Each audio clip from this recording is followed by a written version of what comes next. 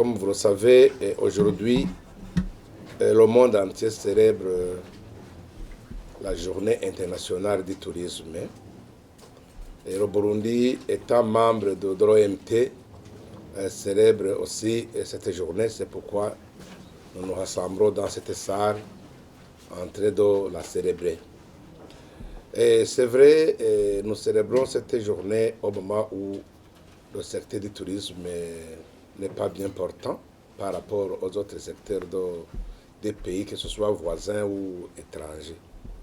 Cela est dû justement aux différentes tragédies que le Burundi a traversées depuis des décennies, mais qu'aujourd'hui, bien sûr, nous commençons à espérer que tous ces défis-là seront relevés sous peu. Comme vous le savez, on ne pouvait pas développer le secteur dans une situation conflictuelle. Ce secteur, partout là où il est développé, il y a la paix, qui est la première priorité pour que le secteur du tourisme soit développé. La paix et la stabilité. Et puis, comme maintenant la paix est évidente au pays, nous pouvons espérer que ce secteur sera sans tarder développé. Nous l'espérons très bien. Et si nous lançons un appel à tout le monde, tous les Burundais, à pouvoir contribuer, apporter des idées constructives, allant dans le sens d'amener des innovations dans le secteur, parce que nous ne pouvons pas, nous seuls, nous approprier de ce secteur. C'est un secteur quasiment national, c'est un secteur de souveraineté et que tout le monde et tout Burundais devrait se soucier et pouvoir amener sa contribution pour que ce soit un des secteurs porteurs d'espoir, comme le PR, comme les autres secteurs qui génèrent des revenus pour le pays. Aujourd'hui, nous n'avons pas de textes légaux pour nous aider, pour nous donner le pouvoir d'agir en tant que secteur du tourisme. Nous sommes retrouvés devant une situation là où certains sites touristiques sont gérés par d'autres ministères qui n'est pas le tourisme. Donc, vous comprenez que si les sites sont gérés ailleurs, comme ministère ayant la gestion du tourisme dans ses attributions, c'est déjà problématique. Alors, nous recevons les critiques, nous assumons les défis, mais alors que la gestion de ces sites qui présentent maintenant des défis ne nous est pas attribuée. Parce que, vous savez, les gens qui avaient tenté, maintenant n'ont pas apprécié la production. Est-ce que vous oubliez que les hôteliers œuvrent dans le secteur du tourisme? Mais regardez maintenant les hôtels. Ils sont tous en faillite.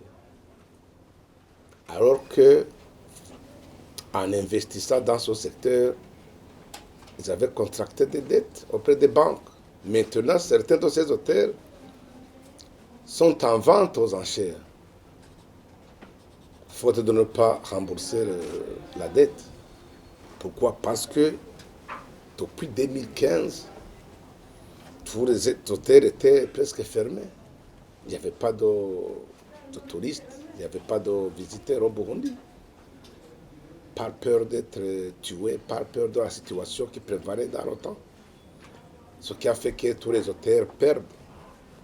Alors aujourd'hui, tombent en faillite. Aujourd'hui, quand même, il y a à espérer que les choses vont changer avec la stabilité politique, avec la stabilité au niveau de la sécurité. Donc, on peut espérer que cette fois-ci, le secteur va se relever. Mais les cicatrices restent toujours une réalité. Ils ont été sérieusement frappés par cette crise.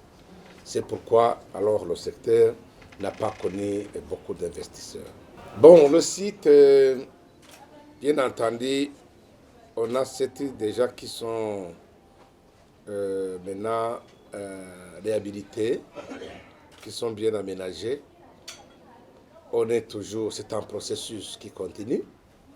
Nous pouvons vous rassurer que avec cette énergie, avec cette volonté, avec le nouveau souffle que nous avons apporté à ce secteur, les autres sites qui n'ont pas encore été aménagés le seront. Ça, je vous garantis. Donnez-nous le temps. C'est notre travail et nous y sommes déjà. Écoutez, je vous ai dit que tout ce qui n'est pas là aujourd'hui, c'est parce que le Burundi a connu des difficultés au niveau sécuritaire. Donc le pays ne s'est pas développé parce que d'abord, depuis une bonne période, le pays était en guerre. Et une autre période, c'était dans une situation d'impasse politique. Tout cela devient une cause majeure du sous-développement pour n'importe quel pays. Alors, le Burundi, justement, a connu de tels problèmes à cause de cette situation-là qui n'a pas été porteur d'espoir. Justement, le Burundi en a perdu énormément. Jusqu'à présent, continue à perdre.